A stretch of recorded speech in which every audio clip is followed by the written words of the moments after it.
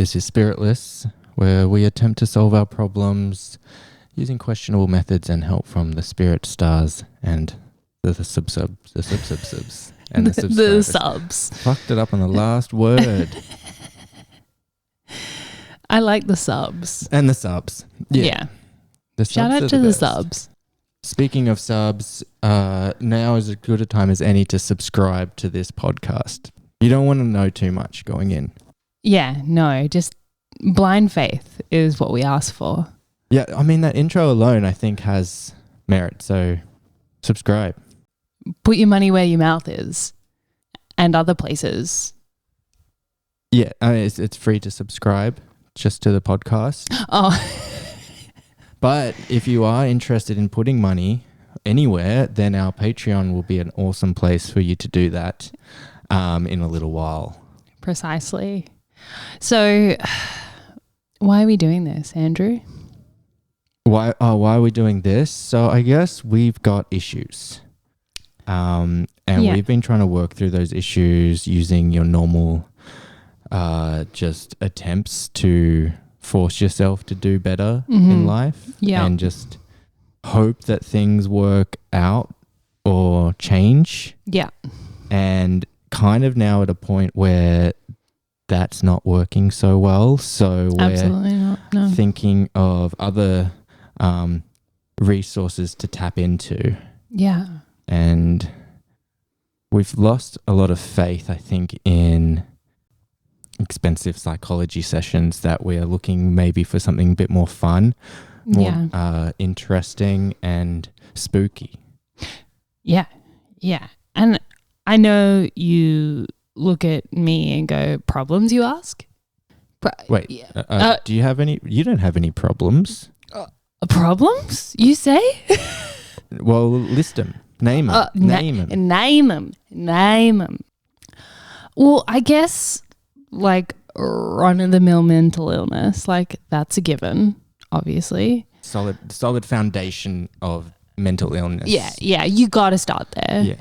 But like for me, if I had to like nail down the central issue, is that I have really high expectations, coupled with like this inescapable malaise and inertia. Like I want all of these things, but I guess like can't or don't take any actionable steps towards them and have never been able to. But yeah, you're like, kind of stuck on the diving board. Yeah, stuck is a very good word, and I have been for so long. I can just like hear the chorus of ex-boyfriends going, "We know, we've heard about it. You cry about it every month." Yeah, I mean, I don't want to hear about the ex-boyfriend. But yeah, so I guess this podcast is our like attempt at solving this, and if we're like focusing on the posi and throwing some like goals in the mix. Yeah, I guess we got to lay out the goals, keep on top of each other's mindsets, and then also for the listener, take them on the journey with us. Yeah, come along. See if there's any lessons to be learned, any merit to these claims that psychics and mediums and all sorts of pseudoscientific quackery pseudoscience pseudoscientific sweethearts out there, and see if maybe we can tap into some sort of extrasensory resources. Oh, sexy. I like that. So I mean, I guess it's a little like present for me, present for you. It's pretty self-centered. A lot of it is. I mean, we're trying to make out like we're doing this for the listener's benefit, but it is mostly for our benefit. It's giving like I bought you tickets to see my favorite band. It is that. And the other ticket is in fact for me. Yes, and the other ticket is also for somebody else. Yeah. I'm not sure you understood that correctly, but anyway. if I could just pivot to just talking about me, which I love. Yeah, I mean, that's a big part. Cut that. Yeah, okay, we'll cut. Just start talking about yourself. And go.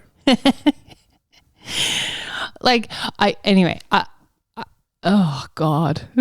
Just go for it. I'm crumbling. Well, look. All right. Do you ever let Jesus just take the wheel? Sometimes. What would Jesus do? He would take the wheel. He would take the wheel. He would give the wheel away. Maybe you could ask me like what my goals are that we're going to like use all these methods to like work towards. Yeah, I think goals, I think that's a good place to begin. Like, what are your goals? So if I'm talking like wildest dreams, like embarrassing goals, I think... Go, tell me, go. Cut embarrassing. Cut embarrassing? Yeah, I think that's a place we should just... I don't know. I don't want to pull you up midway through your sentence. Yeah. But like... they're not embarrassing. They're your dreams. Having dreams is kind of embarrassing though. Yeah, this is maybe something. I think we've already 3 words in, and I feel like we've hit something. Well, but go for it. Tell me about your embarrassing dreams. I got to tell you about a dream I had last night. Oh, please. Okay, I'm going to come back to that. Okay. I want to be an actor, a writer, a director, and I want to be famous for these things, like in a good way. And I feel as though I have to, when I say famous for these things in a good way, like in a positive light, I always feel like I have to put an insurance clause in my wishes because of the movie Bedazzled. Yeah. Where Elizabeth Hurley plays the devil and grants Brendan Fraser wishes, and all of the wishes come true, but they're all sort of like inherently bad and nightmarish. And like when I talk about like dreams going sort of nightmarish, that's something I want to come back to. But like, what are your goals? Oh, so did you? So yeah. But yeah, at the bottom of it, it's I want to be a famous actress, writer, director. Yeah. So just the insurance clause. Mm-hmm. I think I've heard a good way to phrase intentions is to add on or something even better, because. Yeah, like you might be Brendan Fraser. You might think you want... I actually don't think I've seen the movie or haven't seen it for a long time. Together, yeah. But he probably wants like a hot girlfriend or some sort of like hotties. And maybe that's not what is actually right for him, like long term, you know. I mean, long term hotties. But like, yeah, I think when you're in this situation that we're in right now, where we're like, we just want our lives to be a bit better, you can't really think or imagine how good something might be until you've experienced it. So just saying like, or something even better is kind of going to help your unconscious or your higher self or your helpers or whatever it is that's going to help, maybe the universe or the whatever's. And maybe they're going to help you realize something that you want and you didn't even know you wanted it. Yeah. But if you just lock into like, you know, I mean, I think there's 3 things that are very good. But like if you just look into those 3 things, it could come at a cost of something else that you need or would really find fulfilling that you never realized because you're just only focused on these 3 things. But anyway. I hear what you're saying. And that's why I say in a positive way, but maybe I should say even better. I'm just scared that the even better is just like, even better is just being like a stay-at-home mum. Like I'm scared of that reality being better than my hopes and dreams. Okay, but the only way it would be even better is you're enjoying it so much. Yeah. Like you would not be upset with that option because it was better than your wildest hopes and dreams. Yeah. What are your hopes and dreams?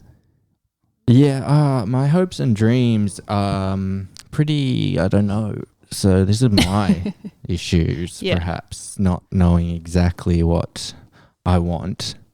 I have things that interest me. I mean, a lot of things we're going to talk about on this podcast are really interesting. You've got me and I interest you. I've already got my wildest hopes and dreams by having you in my life. But I think that the maybe the best things that are in my life are things I didn't necessarily know were going to be that good. But anyway, scratch all that. My hopes and dreams, my wild hopes and dreams are kind of some materialistic things. I would actually honestly like a better place for us to live. Yeah. I would like even a place for us to do this podcast. Yeah. We do have a cute house. So when you say that, it sounds like we're living in squalor. We're just living in a really small place. Yeah, I mean, and this is the other thing. Yeah. Like, I don't want to say I'm not grateful for all No. I just for the listener, in case they were thinking. Yeah, I mean, it's just that for the listeners out there, I mean, we're probably in the same situation as you all are, perhaps, but like renting a nice little place is not so good in the long term. No. Money, what do they call it? It's dead money. It's dead money. Dead money doesn't pay the bills. Yeah. So, there's little things like that I would like, well, I mean, it's not. We need some alive money. I think what I'm trying to get to. Sorry, your hopes and dreams. Hopes and dreams. You'd like a better place. Yeah. I'm already like filtering out, I think, those things. But when I really dig into my hopes and dreams, I think I would like to be working within these areas. Yeah. These topics, these pseudoscientific situations. You want to be a pseudo sweetheart. I want to become a pseudo sweetheart. And I just don't know exactly how to do that with the who I am at the moment aspect of it. Yeah. And at the same time, like I was going to talk about, I don't want to be ungrateful because I currently have a job that is very like helpful to our situation. That it is, yeah. And it is allowing us to do a lot of things. Yeah. But at the same time, it is quite a brain destroying, boring prospect for a long-term situation. So I would like to just be working in something more interesting and have these conversations. I think one of my hopes and dreams is just more people have these conversations and are open to these topics because they're out there. These topics really light you on fire, can I just say? And it's nice. It's kind of like one of the reasons I guess we started dating, because love is kind of crazy with a spooky little boy like you. I mean, not cool. One of the reasons. I mean, I remember really early on when we were dating, we went out one night and then afterwards you started telling me this like wild experience that you had that day where you went and saw someone who did like past life regressions. Yeah, I was like, my awakening year. That was really when I got into this sort of stuff. Before that year that I met you, and I mean maybe a little bit before it, but not long before that, I couldn't give a fuck about most of these sort of subjects, like the idea of psychics or telepathy or like just anything that was not proven in science and the mainstream thoughts of like you are gonna die and that's it. At the end of your life you're done. The idea of past lives was really silly to me as well. But yeah, that year I kind of just went through something and then lit on fire, like you said, by these ideas and the science behind some of them too. I mean, it's all silly. Like you have to admit that, but like it's like silly and you're like silly, but what if it's true? Yeah, exactly. And like that's a fun idea to entertain.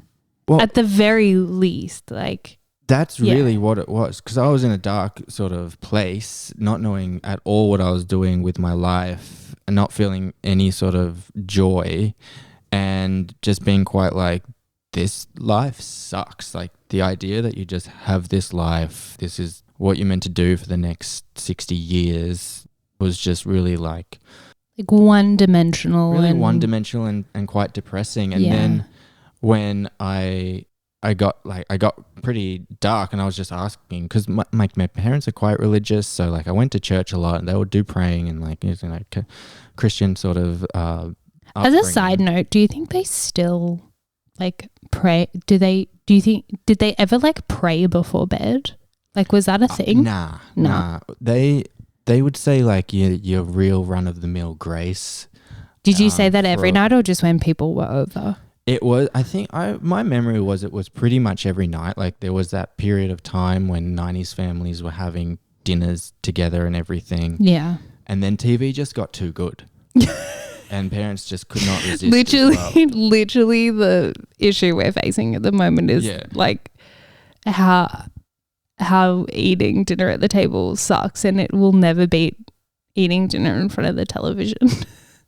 But you were saying your parents grew up quite religious, or your parents were quite religious for a long time. I was just feeling very depressed for a long period of time, but it wasn't really grounded in any sort of tragedy or anything obvious. You know, there wasn't any disasters happening, but it was just this low-lying like apathy towards life. And then and I was smoking a lot of marijuana to sleep, and getting kind of like, I was just asking for like a sign or for some help or for like some indication of like, what should I do to get out of this, and what should I do with my life, or what should I follow as an interest? Like, where do I just get that sort of like spark from? And I was watching a YouTube video of a TED Talk, a banned TED Talk. Wait, it was banned? It was a banned TED Talk, supposedly. So it was on YouTube. A banned TED Talk by Rupert Sheldrake. He's a scientist, and he's done a whole experiment with this dog that knew when the owner was coming home. And so I've got a dog. I was like, that sounds pretty interesting. This dog knows when the owner's coming home, but surely it's just like it's got good hearing and can hear the gate, because like, yeah, that's pretty obvious, right? Explained his entire experiment. What was actually happening, this dog was reacting to the very thought by its owner that it was time for the owner to go home from work or to go home from wherever they were. And so they set up cameras in the house, and they did just like the regular, it wasn't a routine based thing because they ruled that out. Like they did the routine, but if they changed the routine, the dog also knew. It was just the second that the owner was told, okay, time to go home now, and read that message or got that information and like began their journey home from 20 miles away to even like a plane flight away, the dog would then move from wherever it was in the house and just go wait by the door. It was completely ruled out that it was, you know, just hearing the car coming down the driveway or hearing the gate at the end of the path like open. It was the moment that the intention was had by the owner, and then the dog would sense that. Yeah. And I just thought that was like wild, but it kind of just clicked and made sense to me too. Instinctually, animals have this, like, they can pick up on things like that. It kind of like broke my fogginess a little bit, that I was just like, I want to know more about that, or like I want to know more about how your minds are connected, or how these thoughts, and how, I don't know, like how does that work? And then I just went into like reading so many books that year on psychic experiments and telepathy and precognition, and how extremely like rigorous scientific work has been done on those areas, but no one's talking about it because it actually kind of is a paradigm shift for the entire Western society. Yeah. Do we know where the TED Talk was banned? Where it was? No, why? Why? I think they call him pseudoscientific. They say he was debunked. So somebody actually tried to do this experiment to debunk him. Okay. Right? And there's like, I don't have it all available, but there was this big debate where this other guy tried to repeat the experiment, failed. Yeah. But then Rupert Sheldrake was like, how did you do your experiment? And it was full of holes and it was a really poorly executed experiment. And they went on to debate this on like a platform, and the guy didn't show up, or he refused to look at the data and refused to look at the information. Ooh. So like, but the word just gets out like, oh, it's debunked, and everyone just like shut it down, puts it away. Yeah. That's kind of like being this, like if you probably look up his Wikipedia, it'll be like debunked pseudoscientist, but his actual work is, I think he went to Oxford, like he's a very posh UK scientist. Yeah. And he has an amazing speaking voice. Does he? But he also has a son, Merlin. Oh, come on. See, sometimes they just don't do themselves any favors. Merlin Sheldrake, he's doing a talk at Now or Never Festival very soon. Really? Because he's one of the new fungi guys. He's a fungi guy? Yeah. In like what sense? Like he just loves mushrooms so much? Yeah. So I think Rupert Sheldrake was originally a biologist. Uh-huh. And so he's starting to do this work on dogs and animals and humans and how do their minds work. So his son became a biologist too, but focusing on mushrooms, and he's identified all these different mushrooms. And oh my God, and I'm going to cook a mushroom pie tonight. Yeah. So it all comes together. Absolutely. But that's a very long-winded way to get to my sort of topics and areas is what I would like to be doing. But I think I need to work a bit on my goals and maybe set some homework for myself. Yeah. To nail them down a little bit.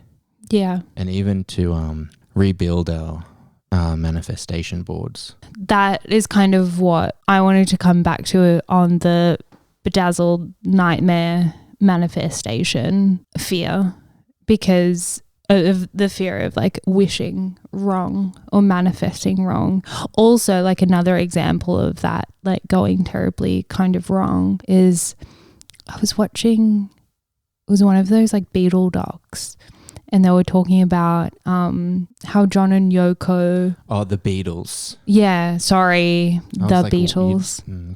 John and Yoko were like real big like manifestors, and that when they put that like song or album out, it was one of their songs, and they were like really manifesting and like intending for it to go number one. It came out and it was like really low on the charts, trying to intend for it to get to number one, and John was shot and it immediately went to number one. Yeah, that's one of the ones that stick with you.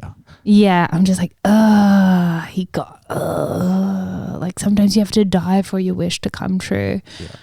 So it makes me think, like recently, well, sort of like in recent history, I've been wishing and manifesting, in my opinion, wrong. I've been doing it wrong. Like, for example, when I famously manifested COVID. Yeah. Because I took acid and I cried at you and I said that the world should go on pause so I can catch up, and then the next week, lockdown.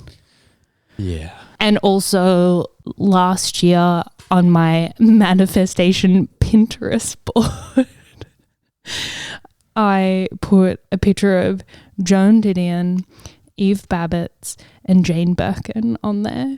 And all three of them are dead. Yeah, you killed off a lot of people. I did get told that I look like Jane Birkin when I had my friend, which is a goddamn lie, but like worth it. But I did kill them all off accidentally. I caused COVID and I killed 3 people. Yeah. So I think we need to figure out how. But then I think maybe they had to die for me to become them.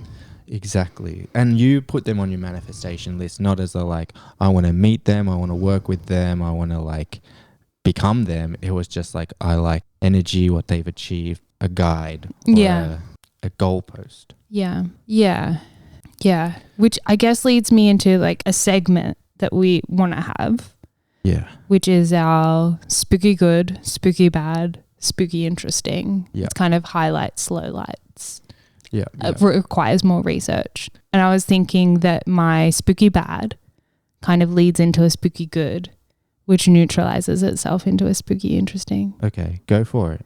So, like I said, I'm a bad manifester, and I had been putting out to the universe and sort of like saying to people like, I just want to be in a movie. Put me in a movie, put me in a movie, put me in a movie. I want to be in a big ass Hollywood movie. Mm-hmm. Bam. Randomly, one of our friends is making a big ass Hollywood movie right here in Melbourne with American stars in it. Yeah. And instead of like a regular ass human being earnestly going to him and saying, look, can I audition for a part, or, you know, is there anything else that you're working on that might be good for me? Like, I don't know if you know, I'm an actress, and I would love. Instead, I would get drunk at social events and ignore him specifically, and tell all our other friends that I would lick his butthole for a role. Yeah, yeah. In hopes that it would get back to him. It didn't. Maybe or it might have. Verbatim, but it didn't get back to him. He didn't put me in the movie per se, but he didn't offer you a part. He didn't offer me he a didn't part. Invite you to audition. No, but he did say to all of us, hey, it's the last day of filming. Would you guys be interested in being extras in a party scene? And I was like, yes, I would be 100%. And the whole week I'm like amping myself up, like this is going to be my big break. Yeah. As an extra. I was like, look, it's nothing, but it might be something. Like I might meet someone there. It could turn into this big thing. I was really like getting in my head about it. And this is what I mean. I kind of manifest wrong. And like, put me in a movie, put me in a movie, put me in a movie, bam, in a movie, just like I asked. Yeah. But I couldn't be more irrelevant. Like I'm an extra. And during the filming, like we roll into this scene. It's like in a tiny little apartment. It's supposed to be like a going away party, and the main couple, the two stars, are like giving a speech, and all of us extras are like people at the party, and we're like crowded around listening to this speech. And because I'm tall, like the AD or whoever is like, okay, you go in the back. I'm like, fuck. This could not be more of a waste of my time.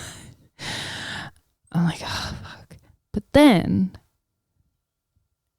our mate, the director, was like, hey guys, I'm actually going to pull rank. Meg, do you want to come up to the front? I was like, yes. I might get some like camera time. Like, yeah. Yes. So I like go up to the front. I'm like, finally, yes. And at this point in the scene, the cameras, like the extras are watching the couple give the speech, and the cameras are positioned behind us. So at this point you could see just like the back of my head. Yeah. But it was a small apartment, so they were going to do the shot from the opposite way where you would see my face. But they had to get all of the extras to come out while they swung the cameras around. And we go back in. They're like, stand exactly where you were before for continuity. So I go back up to the front, and these two, so it wasn't just us, his friends as extras. There were like people who do extra work for a living there. Honestly, some of the worst people I've ever met in my life. Like I went in knowing freak shows. I went in knowing there'd be freak shows, but I just did not have any concept of the level of freak show that I was about to encounter. But that's a story for another day. Yeah. It was yucky. Anyway, so I try to go back to my spot, and these two like paid casting, these two paid extras guys, they like muscle in front of me. Like they stand directly in front of me. They were nowhere near that spot before. And anytime the camera would like come round, they would desperately try and move their head to get even like a fraction of like camera time. And our friend was like standing next to us and going like, Meg, why don't you just push back in front of them? Like just push in front of them. Like go back to your spot. And I couldn't. So I stood and watched the back of their neck seething at 5 o'clock in the morning going like, I asked to be put in a movie. This is not what I fucking meant. Yeah, absolutely. This is not what I fucking meant. But that's, yeah, I mean, it is what you said. It is what I said. Yeah. And it's the bedazzled nightmarish twist on getting exactly what you want. Yeah. You got in the movie. It's a big Hollywood production. Yeah. You got put to the back. You got moved to the front. You got stepped on and pushed out. And then we were talking about... Wait. So that's my spooky bad. That's something that's like, I asked for this... I got exactly what I asked for and it was bad. Yeah. But spooky good is because of that, like being pushed in front of. I came home to you and I was like, this keeps happening to me. Like this, not the manifesting wrong, but like just being pushed in front of. I felt like I was just going through this weird period of not being noticed at all. Like even in traffic, people would like push in front of me. At the supermarket, people push in front of me. It was like I just didn't exist and like I didn't have any presence anymore. And it's just something that I'd not really ever experienced and it kept happening. I was like, what is going on? Like, what am I giving off that makes people think that that's okay? And I said to you, I was like, and this sounds whatever, but like there have been times in my life where I've been like picked out of a crowd. And I said that to you. I was like, you know, I've been picked out of the crowd. Like, yep, she's the one. Like, she's the winner. Like, I've been noticed. I've been someone who, like, I'm quite tall. I thought you told me more that you'd been picked out and bullied. No, I mean that too, obviously. But like you've been picked out in the crowd and sent to New York to model. Yeah, like that sort of stuff. But that hasn't been happening lately. No, but the complete opposite. So you said to me, like, it sounds to me like you're not really in your body, like you're missing that presence. And so like we tried to do a test run of this podcast where I went to Reiki to try and get like my energy back. And look, to be honest, like I didn't really feel any different after Reiki. In fact, for the week after, I've never been sicker. Yeah. You enjoyed the experience? Yeah, I did. But you were very sick afterwards, and I feel like somebody pushed in front of you not long after that too. They did. But that week later, we happened to be at the pub with the director friend, and he had a conversation with you that was... I was asking him how the post-production. Yeah. And he's like, I submitted the final edit and, you know, it's really interesting, especially working with like a lot of my friends in that last scene, and then also a lot of people just from the office that would just fill in as well, like just to keep it under budget. And, you know, that there's these moments the camera's scanning across the crowd in that scene, and it's just like, I guess, blank-faced extras, blank-faced animators from downstairs in his office, and then like it landed on you, and that the editor went, wow, this girl can actually act. And they were in agreement that like, oh, Meg actually can do this. And I was just like, wow, that's amazing. Like they found you in the crowd, and I literally got picked out of the crowd. And I guess, yeah, like spooky good. That's my spooky good. I guess like going forward, like Reiki maybe didn't work, but maybe it did. Yeah, it definitely happened just after you did that session. Yeah. And before that you had resigned that whole experience to being a letdown and disappointment. Absolutely worthless. Yeah. And I mean just that comment alone is quite nice and encouraging. Yeah. And the fact that now this very amazing director is aware that you're a actor. I'm a standout from the crowd talent. Absolutely. I said it's not too late to rewrite and reshoot the entire movie and make Meg the star. But you said it is too late. It's never too late. But who knows, maybe a couple more Reiki sessions and they will be reshooting in a couple of weeks. Hey. But yeah, that's a good spooky. Yeah, spooky that's bad, my spooky good. Yeah, spooky bad, spooky good. I have a short, spooky, interesting, Yeah, go perhaps, on. Yeah. and maybe a spooky bad that we could touch on. Yeah, sure.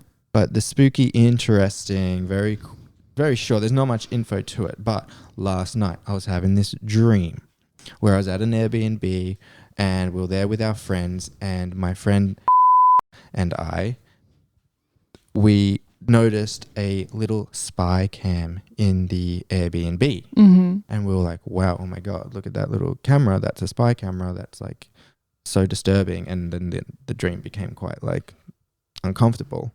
But then I had a cramp in my leg and woke up and the end of the dream. I forgot all about it until I was driving our little child to her academy. Her academy. Academy for 1-year-olds. And they were talking all about spy cameras and like people spying and using like cameras to spy on their spouses and like on the radio and just like Oh, I thought you meant like at creche. I was like, just what on the FM. fuck are they teaching? Sorry. On FM on the radio on the way in. Right, yeah. They're just talking all about spy cameras and devices and how people just spying on their spouses and trying to catch them out having an affairs. But also then they went like, and a lot of Airbnbs setting up cameras and stuff. But I think it's become illegal now to have cameras in an Airbnb. But they're so tiny, they're so small, like it's really impossible to know that they're there. And it took me back to the dream, and I was like, oh my God, I had a dream about this spy cameras, and now I'm hearing about it on a radio station. I don't know at all what it means, but I'm just been having like little dreams like that are kind of like semi-prophetic, but like kind of just like irrelevant precognitive dreams that aren't helpful because it's more in retrospect that they were precognitive. But curious. So that's like spooky interesting. Spooky interesting, yeah. And then spooky bad, maybe not bad, but it is something interesting. I guess when we were going to have our child, I was interested in knowing, about her before she was born. Have we shared past lives together? What was her past life like? What's she going to be like? You don't know anything at that stage. So I was curious. But ever since she was born, I really haven't really thought too much about that or cared too much about it. Just been kind of focused on like who she is now. Yeah. But I guess knowing a lot about like the past life research, it happens around 2 to 4 years old, that if a child's going to remember their past life, it's usually between that age. Yeah. And there's a great episode on surviving death about kids who remember past lives. That was wild, that episode. And I think that that's like the strongest evidence for the potential for life after death and multiple lives and everything, is a kid spontaneously remembering something like that. Yeah. Rather than somebody going into a hypnotic session and recalling something and getting information, because you can't prove, I guess, that person hasn't. It's like, why does a 3-year-old know about monogram towels from Paris? Like, how? Exactly. Stuff like that. Like, so they haven't coincidentally watched a documentary on that whilst they were asleep one night. There's always that possibility with like the adult doing a hypnotic sort of regression that it's not really, I don't think it's an actual possibility to explain it, but I guess it's like a question that can't be verified. But like a spontaneous remembering of a past life by a child who is only just able to talk and maybe showing signs from before they were talking. It's just recently our child, we went to our friend's house, we were having a dinner, and it was very cold, and so they had lit a fire in the backyard, but it was quite a way. It was kind of the very back of the backyard, and we were kind of sitting on the deck, probably like 20 meters, 25 meters away. And had never seen a fire before. We've never other than a candle or something, but like never seen a fire. And so our friend was showing her the fire from the deck, being like, hey, look, can you see that? The fire? And she learnt the word fire. But whenever we asked if she wanted to go and have a look at the fire or to go see it like up close, she immediately was really fearful and saying no, no, no, no, no. And so we just left it. And she has a close friend of a very similar age at this party as well, but they had no trouble at all in being taken over to the fire and looking at it and getting kind of close to it. And she's getting really worried that other people were going towards the fire. Anytime somebody would walk over to it, she would get really distressed and upset. And it's like she doesn't really have any context for fire at all. None. That's bad or hot or will burn you, you know. Yeah. Yeah. And then there was a time when I think we all wanted to go over to the fire, and I was carrying her and I was just trying to encourage her, like, let's go have a look at it. You know, I'll come with you. I'm holding her. She's not walking there on her own or like anything. But we got halfway there and she was so upset and distressed that we just, why are we doing that? Let's just take her away.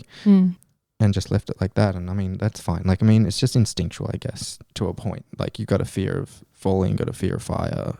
Maybe there's some of those things are just pretty ingrained natural concerns. But then maybe 2-3 nights later, she woke up earlier than normal wake up saying, fire. Yeah. Yeah.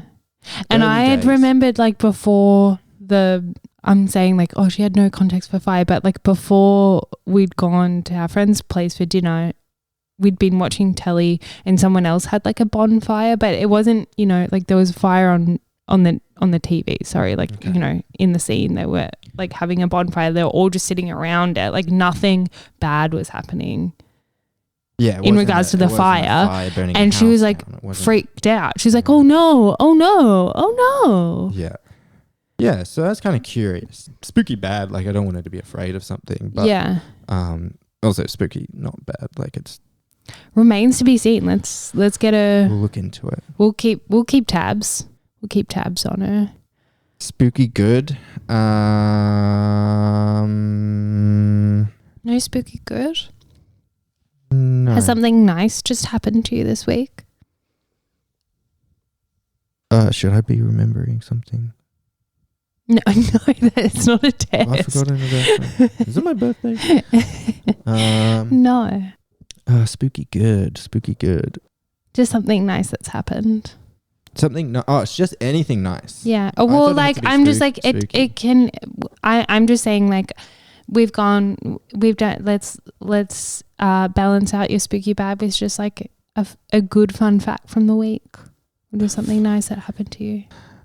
No spooky good. I guess what we wanted to share as well, like when you go to all of these psychics or mediums, Reiki healers, even just going to get a massage or like a physiotherapist. Oh my God, yes. Like, you know, they often be like, you need to do these exercises, you need to do this sort of homework, or, you know, I'm getting indication that you should look at doing some writing or dancing or all those things. Yeah. I mean, I never really do that. I never do it. Even if it's the physio, like, and then telling you to just like 3 reps 3 times a day, if you could just lift your right leg. Yeah. It could be something as small and benign as that. And I simply will not do it. And I don't know why. Or you do it a little bit, then like you do it one, and stuff. Like sometimes I think if it was harder, I might do it. Yeah. So I remember from this Reiki session, you got given some homework to do. Yeah. I guess a part of this podcast is to do the homework. To do the homework, because like we can't just expect it all to work out without any input. Yeah. And so we kind of made a bit of a promise. Are we making a promise, or should we make a promise? Maybe we won't make a promise. A promise? To do the homework, I guess. I just wanted to do a check-in. Like, have you been doing your homework? Yeah, okay. It's just like a school. Like, you know, okay, well, you haven't done your homework, so yeah, it's on you. It's on you. But so I put it to you, Andy. Have you been doing your homework? No, I haven't I think I'm going to set myself some homework though. Mm-hmm. Okay. I think I want to, like I said, I think I need to get my goals in order. Smart goals. Smart goals. Yeah. And like small, achievable. not small. What's a specific is the S. Sorry. Measurable. Yeah. Attainable. Yeah. Realistic. Maybe attainable is not the right. Hate realistic. Well, realistic though, like there's what do you mean you hate it? It's what's wrong with that? I just want the goal to have some spice, and sometimes spice is not always realistic. Well, it depends on whose reality, I guess. Yeah. Like and who's Sorry. You want to set some smart goals. Well, I just want to get my goals in order. Yeah.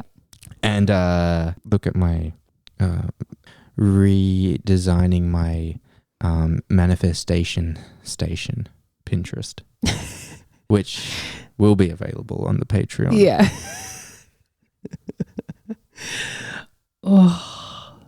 That's one of the spooky good things, though, going Yeah. a bit further back. Like Yeah. the original manifestation Pinterest that we did during lockdown. Yeah. Spooky good. I can throw it in here. Yeah. Go. Yeah. A spooky good. It's popped up into my mind, but my original manifestation station, a lot of the things I put on that did eventuate, and not in the way that I kind of had always planned or thought or intended, but in some little tiny ways that was a bit spooky. Yeah. Like I think I was thinking at that time, like, and I wouldn't not put it on a manifestation board now, but I was like, I want an electric car. I think, in the future, and like you were thinking dreams, a better car I would like, a new car. Yeah. But I would like it to be electric. I think they look cool. And so I had like Teslas on there and stuff. And then one of the next Ubers I got was a Tesla, which is pretty rare where we live. Mm-hmm. And it was the only time I've ever got one. Yeah. And I was like, oh my God, here I am in a Tesla. I never been in one before. Yeah. And the guy was talking to me, he was letting it drive itself, and like, yeah, it was cool. But also on that manifestation board, I had put a child on there. And we hadn't had any serious discussions about having a child, made any plans for having a child, and even any activities. Well, not that we hadn't done any activities, but I think we'd done some activities. the activities had always been of a certain Yup. they had I don't know. There was There were parameters in place. yes. I had put a picture of a small child on there, and I don't even know why I did it. I was know why. surprised seeing that on there. And I think I'd put it there after maybe like You were just hanging out like, with I my just niece think and it's a being bit cool like- picture. It wasn't that it was a Well, cool picture. It wasn't a cool picture. You told me that. You're like, I just think it's a cool picture. I was just like, it would be nice in the future at some point to like maybe have that in our life. But it wasn't something that I was like, this needs to happen now. This is my dream. This is what my goal is. It was just like, oh, that would be cool. Like, yeah, I'll chuck that in there. That's like a nice little part of it. And then that's the thing that freaking manifested. Oh yeah. Very quickly. Very quickly. Very very easily. Effortlessly for me. I wouldn't say effortlessly for me. Well, it's not effortless at all. It's a lot of effort. Kind of the most effort I've ever put into anything. You But might the say. materialization of it Yeah, true. was effortless. Yeah. Anyway, so homework for me, manifestation board and goals revamp. Yeah. And homework for you. Have you done your homework? No, I have not done What my was it? homework. So Reiki lady told me that I needed to wake up and do automatic writing. Oh, she told you to wake up and do it? She told me to wake up to yourself. myself. Okay. Wake up, automatic writing. Wake up, automatic writing. Okay. Wake up, do breathing like this. which I do anyway. It's called an anxiety attack. Yeah, why? What? That's the type of breathing that she wants you to do? Okay. Yeah. She also told me to dance. Yeah. She was like, you should do salsa or something that gets your hips moving, because that's where all your creativity is stored, like in your root chakra. It's like your sexual creativity energy, and that's, you need to bring some fire and spice into that. Recently do some line dancing with. Yeah, I don't know that boot scooting is. There's a lot of like. Hips. No, it's very mechanical. There's a lot of. Hips, and can I just say, like, I haven't been doing my homework actively, but the other night, Friday night, I don't know, Saturday, when you were out coming over for dinner, and I was like just cooking, and I had some music going. I was like, all right, I'm gonna get into it. I'm gonna have a little dance.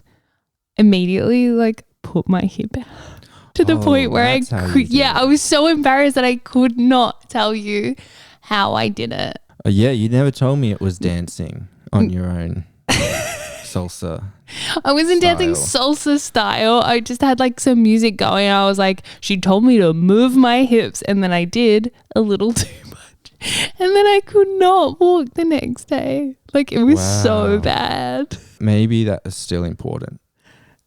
But Reiki seems to be quite painful experience for you. You got very sick after the session, and the homework really pulled your hip out for a whole day until like the next, like maybe 48 hours. Yeah, it was really bad. And you have done some writing, which is not automatic, but it was a bit of a like flow of consciousness. Yeah, I did that once. It was also my regular ass psychotherapy homework as well. So it was 2 prongs. So you've done a bit of your homework, and that's pretty good. Yeah, I've done like 25% of my homework, I would say. Yeah. What's your homework for this? Maybe my homework is to do my homework. Yeah. Yeah. Maybe not too much of the dancing. Yeah, maybe I do need to dip into the boot scoot, because maybe the salsa. It's your entry level. It's not for me. Keep it mechanical. Yeah. They probably do classes down at the Mechanical Bull Bar. For boot scooting? Probably. Oh, okay. Well, I think that's it from us, folks. Thank you so much for listening, and please subscribe, like, rate, share the podcast with your friends. Yeah.